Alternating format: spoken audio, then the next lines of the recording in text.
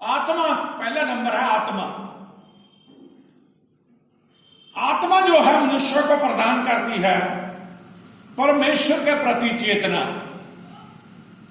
जब आत्मा ही हमें झंझोड़ती है तभी हम तौबा करते हैं, तभी हमें पता चलता है रब है, परमेश्वर है। आत्मा हमें क्या करती है? प्रदान करती है परमेश्वर के प्रति चेतना, परमेश्वर से संपर्क करने रखने की योग्यता हमारे अंदर आत्मा भरती है।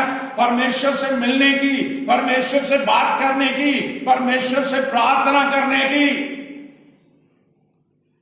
हालेलुया। कितने लोगों को समझ आ रहा वचन? अब दूसरी जो बात है प्राण। अब देखिए आत्मा अलग होगी। आत्मा क्या करती है? परमेश्वर के प्रति चेतना देती है, हमें पता चलता है परमेश्वर है। प्राण जो है मनुष्य को प्रदान करता है आत्म चेतना। बोलो हालेलुया। हालेलुया। एक व्यक्ति या व्यक्तित्व होने की योग्यता के बारे में प्राण हमें बताता है। अगर हम जीवित हैं तभी दौड़े भागे फिरते हैं। अगर हमारे अंदर प्राण है तभी यहां आके बैठे हैं, तभी आज प्रभु का वचन सुन रहे हैं। प्राण तो जानवरों में भी है।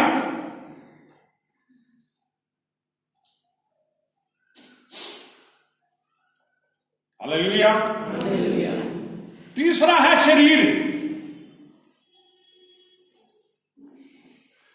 शरीर मनुष्य को प्रदान करता है संसार के प्रति चेतना। आमीन। संसार में जो कुछ है उसके प्रति, उसके बारे में हमें शरीर बताता है और हम सिर्फ संसार को जानने में लगे हुए हैं। किसी ने फेसबुक पे एक ऐसा पोस्ट डाला कि जो किताबें हैं हमें ज्ञान देती हैं दुनियावी, लेकिन जो एक पवित्र शास्त्र है ये हमें परमेश्वर के बारे में बताता है। ये ज्ञान सबसे बड़ा है। बोलो हालेलुया। अगर आप रोजाना परमेश्वर का वचन पढ़ोगे आपके जिंदगी में तब्दीली आएगी। पढ़ के देखिए इसे। हमारे पास टाइम ही नहीं है, पढ़ते नहीं हम। कितने लोग हैं जो आप में रोजाना बाइबल पढ़ते, रोजाना ईमानदारी से हाथ खड़े करके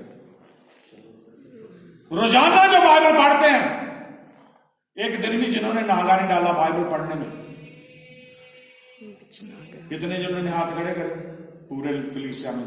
कितने लोगों ने हाथ खड़े करे जो रोज बाइबल पढ़ते?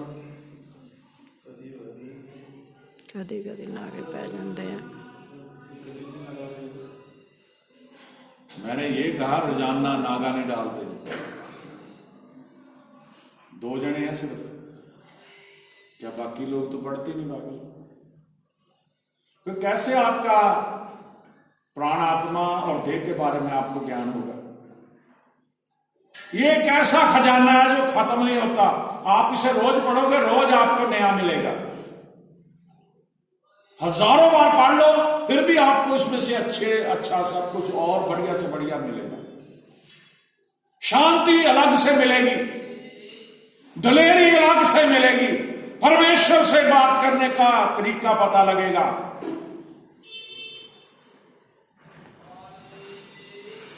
जब मूसा नबी कौम का छावनी उठा के चलते थे आगे मिलाप का तंबू लेके, वो एक दुआ करता था परमेश्वर के आगे, परमेश्वर जो तू हजारों में करोड़ों में एक है, हमारे संग संग चल। हम क्या दुआ करते हैं परमेश्वर के आगे कि हमारे साथ चल? हम बाहर जा रहे घर से, क्या हम दुआ करते परमेश्वर हमें संभाल, अब एक्सीडेंट से बुरी आदतों से बचाना, हम घर से निकल रहे हैं? क्या हम दुआ करते परमेश्वर मैं ये काम करने जा रहा हूं, मैं इसे आपके हाथ में देता हूं? क्या नौजवान बच्चे प्रार्थना करते प्रभु मेरा आज एग्जाम है, पेपर है, मुझे बुद्धि देना, मैं पेपर देने जा रहा हूं, आप मेरे साथ चलना, अपने दूतों को भेजना? क्या दुआ करते प्रभु हम सफर करने जा रहे हैं, हमारे परिवार की रक्षा करनी, पीछे से परिवार की रक्षा करनी, जैसे हम जाएं वैसे वापस आए? ऐसी बातें हमारे दिमाग में नहीं आती। रफ्तार जीवन में डाली हुई, किसी को ध्यान नहीं इन बातों को। कितने लोग हैं जो रोजाना दुआ करते हैं प्रभु की हजूरी में उठ के। वचन सिर्फ 2 जनों ने पढ़ा दुआ के लिए, कुछ हाथ खड़े हुए। ये भी शर्म की बात है, सभी ने हाथ नहीं खड़े करे कि मैं दुआ करता हूं। क्या दुआ करने की कोई आपको पेपर देना पड़ेगा, या दुआ करने के लिए आपका कोई शारीरिक आपको कोई परेशानी होती है, या कोई शक्ति आपकी कम होती है, या आपका कुछ घट जाता है? जैसे आप चुगलियां करते हो, जैसे आप एक दूसरे की निंदा करते हो, जैसे आप एक दूसरे के बारे में बातें करते हो, दुआ नहीं कर सकते परमेश्वर के आगे।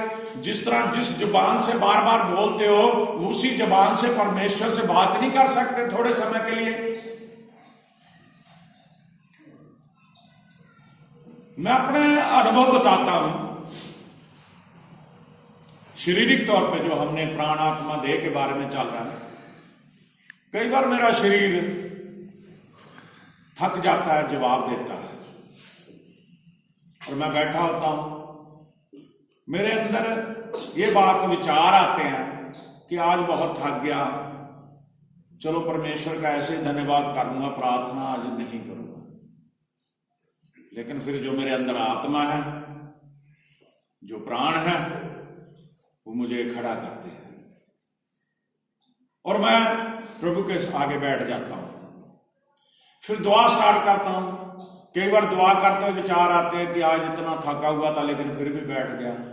लेकिन वो शैतान की बात को मैं दूर कर देता हूं, और मैं जैसे जैसे जैसे जैसे दुआ में बढ़ रहा हूं, जैसे जैसे दुआ में आगे बढ़ रहा हूं, जिस तरीके से समय बीतता जा रहा है, परमेश्वर इतनी ताकत शरीर में भर देता है कि फिर दिल करता दुआ करी जाए।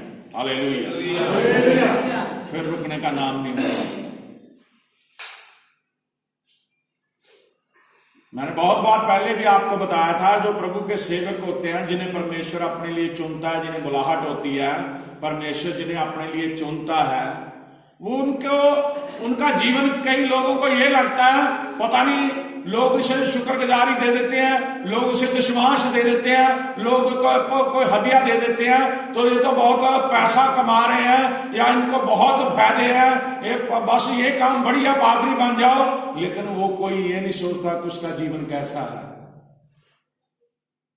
प्रभु का दास दुख में भी होगा, लेकिन वो दुआ करनी नहीं छोड़ता। वो परेशानी में भी होगा, वो दुआ करनी नहीं छोड़ता।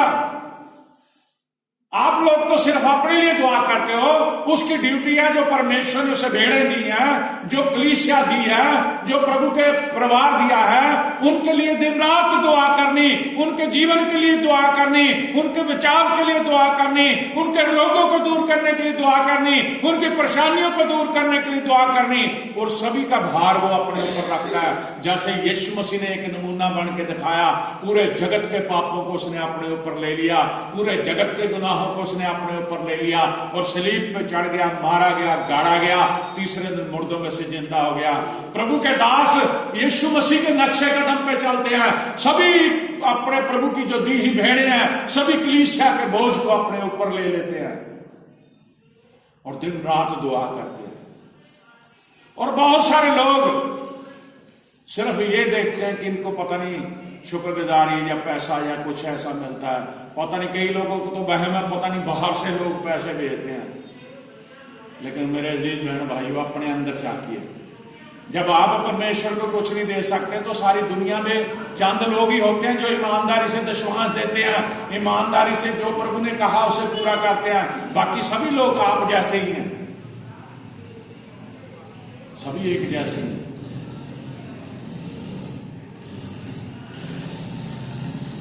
हालेलुया। परमेश्वर के वचन की तरफ ध्यान करो। परमेश्वर कितना महान है, इस तरफ देखो। आपको परमेश्वर ने चुना है, उसका शुक्राना करो करोड़ों बार। आप प्रभु का वचन सुनने लायक है, और आपको वचन सुनाने वाला मिला हुआ, तो शुक्राना करें प्रभु का। आप घर में बाइबल पढ़ते हो, आप ईमानदारी से बोलिए, जब इतवार को यहां आके आपको सुनाया जाता है वैसे तो नहीं समझ आता आपको घर में? बोलिए। यहां आपको शरीर प्रभु ने अपने दास का रखा हुआ है, जबान बेशक उसकी है, लेकिन यहां होली स्पिरिट के जरिए परमेश्वर आपसे बात कर रहा है। परमेश्वर आपको बता रहा है इसके बारे में, परमेश्वर बता रहा है इसके बारे में। और ये बहुत खुश नसीब होते हैं वो लोग जिन्हें हर हफ्ते वचन सुनने को मिलता है। समय ऐसा आएगा जब वचन सुनने के लिए लोग तरसेंगे, रोएंगे कि हमें कोई वचन सुनाए। ये प्रभु का जो वचन है पवित्र शास्त्र लिखा है, इसे जला दिया जाएगा और प्रभु के दासों को मार दिया जाएगा, ताकि प्रभु का वचन सुनाने वाले न रहें। फिर लोग रोएंगे, कुर्लाएंगे। हालेलुया। मेरे अजीज बहनों भाइयों, मुझे खुशी है इस बात की, मैं फख्र करता हूं इस बात के ऊपर, मुझे घमंड है अपने यीशु मसीह के ऊपर कि उसने मुझे अपनी सेवा के लिए चुना है। मेरी उम्र बीतती जा रही है, लेकिन जितना समय उसने मुझे दिया है मैं सिर्फ उसके लिए हूं। जैसे पौलुस कह रहा मेरा जीना मसीह के लिए है, मर जाना क्या है? लाभ है। अब मेरा जो जीवन है वो यीशु मसीह के लिए है। मेरा जीवन जो यीशु मसीह के कामों के लिए है, मेरा जीवन जो है यीशु मसीह के नाम को बढ़ाने के लिए है। जब मैंने अपना जीवन उसे दिया अपनी जवानी से इस उम्र तक, तो प्रभु ने मुझे सब कुछ दिया। जब आप प्रभु के लिए कुछ करते हो तो वो आपको खाली नहीं छोड़ता। प्रभु के लिए कुछ करिए। बाइबल में लिखा वो नौजवानों से प्यार करता है। जब शमूएल को परमेश्वर ने भेजा था, पिछले हफ्ते आपको बताया था कि शाऊल से मेरी आत्मा उठ गई, अब मैं शाऊल से, मुझे छोड़ दिया, मैंने शाऊल के ऊपर से अपना हाथ उठा लिया। अब तू जा, ईशे के परिवार में से, उसके पुत्रों में से एक पुत्र को मैंने चुन लिया, अपने सींग में तेल भर उसके ऊपर जाकर डेल दे। तो परमेश्वर ने जवानी में ही, सिर्फ 12 साल की उम्र थी उसकी, लेकिन वो शरीर से सुडौल था, तगड़ा था, और उसके चेहरे पर लाली झलकती परमेश्वर का नूर था। नौजवानों से परमेश्वर प्यार करता। यहोशू नौजवान था, 40 साल तक मूसा के साथ वहीं जंगलों में भटका। वो भी मूसा की सेवा करता रहा, तंबू में रहा। 40 साल बाद या कौम को वो मुल्क मिला, वो शहर मिला, वो देश उसने दिया परमेश्वर ने, तो उसकी कमान कौन कर रहा था? यहोशू। कालेब और यहोशू के बारे में ध्यान से सोचिए। जो भेदिए भेजे थे उनमें दोनों थे, और दूसरे डर गए थे लोगों को देख के, वहां तो नागवंशियों की तरह, इतने दानवों की तरह इतने लंबे लंबे लोग हैं, हम उन्हें जीत नहीं सकते। लेकिन सिर्फ यहोशू था, एक कालेब था जो कहते थे परमेश्वर हमारे साथ, हम जीत जाएंगे। और जब वो मुल्क को जीत लिया उन्होंने, जो कालेब तो वो अपने मुंह से बोलता है कि जब मैं भेंट लेने गया था मेरी उम्र 40 साल थी, अब मैं 80 साल का हूं। जो 40 साल पहले मेरे अंदर बल था, शक्ति थी, अब मैं 80 का हो गया। आप जी में वैसा ही बल है, क्योंकि परमेश्वर मेरे साथ। आमीन। 80 साल का भी बल था। मैंने मूसा के जीवन को पढ़ा, वो 120 वर्ष की आयु में मरा, ना तो उसकी आंखें धुंधली हुई थी, ना उसका शरीर कमजोर हुआ था। बोलो हालेलुया। क्यों? क्योंकि परमेश्वर का अनुग्रह, परमेश्वर की ताकत, परमेश्वर की शक्ति उसके साथ। बोलो हालेलुया। बोलो हालेलुया। बोलो हालेलुया। अब मनुष्य की उत्पत्ति कैसे हुई, पैदाइश कैसे हुई, हम पढ़ेंगे। उत्पत्ति 1 की 1 पहला पढ़ेंगे। आदि में परमेश्वर परमेश्वर ने आकाश और पृथ्वी की सृष्टि की। आदि में परमेश्वर ने आकाश और पृथ्वी की सृष्टि की। आमीन। शुरू में परमेश्वर क्या करा? आकाश और पृथ्वी को आकाश और पृथ्वी की सृष्टि करी। उत्पत्ति 1:26 पढ़े। फिर परमेश्वर ने कहा, हम मनुष्य को अपने स्वरूप के अनुसार। हाँ भाई, यहाँ बड़े ध्यान से सुनिए। मैं पढ़ाने का मतलब मेरा ये है, अपनी वैल्यू समझिए आप कौन है।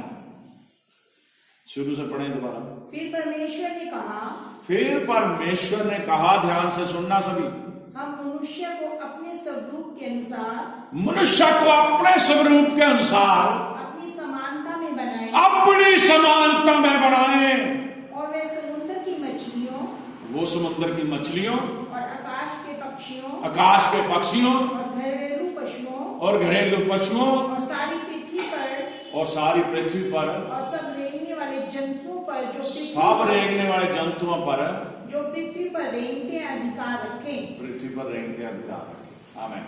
आमीन।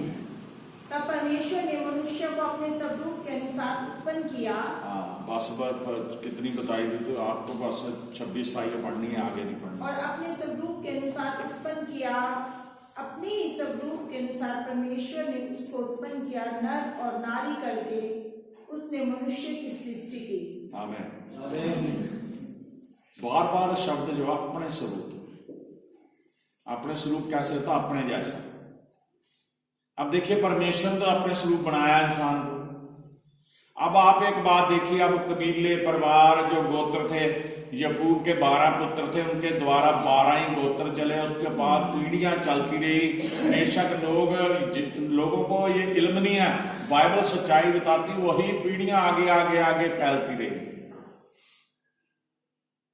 तो अब जब किसी मर्द और औरत की शादी होती है, तो जो उनका बच्चा होता है उन जैसा ही होता है। या माँ के ऊपर उसकी शक्ल होगी, या बाप की जैसी होगी।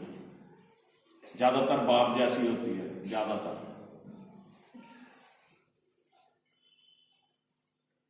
गलत बोल रहा हूं मैं? कहने का भाव है, उसके खून का वो खून है, उसके शरीर का वो अंग है, उसका वो बीज है। जैसे फसल तैयार होती है, बीज डालने के बिना फसल थोड़ी बन जाती। औरत और मर्द का आजकल ब्याह होता है, तब औलाद होती है, लेकिन वो उस जैसी होती है। परमेश्वर ने जब उस इंसान को बनाया था, उसने अपने स्वरूप बनाया था, यानी अपने जैसा बनाया था, जो परमेश्वर को चाहिए था, जैसा परमेश्वर चाहता था, और उसने अपनी शक्ल जैसा ही बनाया था। आमीन। लेकिन इंसान ने पाप किया और वहां मौत ने जन्म ले लिया। अगर परमेश्वर के हुक्म की पालना करता रहता ना आदम और हवा, तो दुनिया की तस्वीर कुछ और होती। लेकिन परमेश्वर ने अपने स्वरूप उनको बनाया था, लेकिन फिर भी शैतान ने उन्हें बहका दिया। हमारी फिर क्या हस्ती है? जिन्हें परमेश्वर ने अपने जैसा बनाया था, उन्हें शैतान ने जाके बहका दिया। आज तो लोग शैतान के ही वश में हैं। बोलो हालेलुया। आज लोग शैतान के वश में हैं। किसी का ध्यान परमेश्वर की तरफ नहीं है। मैं क्लियर बोलता हूं, नौजवान गुमराह हो चुके हैं। सबसे बड़ी बीमारी आजकल फोन की है। रोटी खाते हुए फोन चला रहे हैं, पता नहीं सोते तभी जबरदस्ती सोते, जब नींद हद से ज्यादा तभी सोते हैं, वैसे फोन पे लगे रहते हैं। कि रजाइयों में, चदरों में छुप के चलाते रहते, चाहे आंखें अंधी हो जाए। इतना लगाव परमेश्वर से नहीं है। जब मैंने पूछा कितने लोग हैं रोजाना वचन पढ़ते, सिर्फ 1-2 हाथ खड़े हुए। फिर किस तरह से हम कहते हैं मैं परमेश्वर का पुत्र हूं, पुत्री हूं? फिर किस तरह हम कहते हैं कि मैं परमेश्वर जैसा हूं? परमेश्वर ने तो इंसान को अपने स्वरूप बनाया मेरे अजीजों, लेकिन इंसान परमेश्वर को भूल गया। परमेश्वर ने भूला। और जब उसने अपने स्वरूप बनाया तो उसने अपने श्वास उसके नथनों में भेजे। लिखा आदम को धरती की मिट्टी से उसने रचा था और जब बुद्ध को बना दिया उसने अपने स्वरूप, लेकिन वो बेजान था, उसके अंदर जान नहीं थी। परमेश्वर ने अपने श्वास भी उसे दे दिए। इस बात को याद करिए कि अपने आप को उसने एंटर कर दिया उसके शरीर के अंदर और वो जीवित हो गया। बोलो हालेलुया। हालेलुया। वो क्या हो गया? जीवित हो गया। वो जीवित प्राणी बन गया और वही प्राण परमेश्वर वापस ले लेता। उसने दिए थे वो ले लेता। शरीर मिट जाता है, जला दो चाहे दबा दो, आत्मा उसके पास चले जाती न्याय के दिन के लिए। बोलो हालेलुया। हालेलुया। बोलो हालेलुया। हालेलुया।